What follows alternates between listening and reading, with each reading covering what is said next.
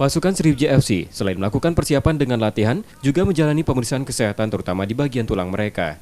Dokter tim Sriwijaya FC telah melakukan pemeriksaan kesehatan, terutama pada kondisi tulang pemainnya, yang menunjukkan seluruh pemain Laskar Wongkito bebas dari riwayat cedera tulang fatal. Sebenarnya pemeriksaan kepadatan tulang itu hanya yang diperiksa satu pemeriksaan untuk tahu bagaimana sendi sama tulang pemain yang bersangkutan seperti itu. Alhamdulillah mereka semuanya kepadatan tulangnya normal ya. Dalam hal ini kalau dalam indeks pengukurannya semuanya dalam tabel hijau, artinya normal.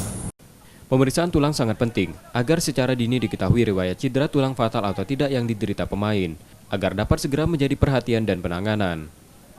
Nur Muhammad, Kompas TV, Palembang.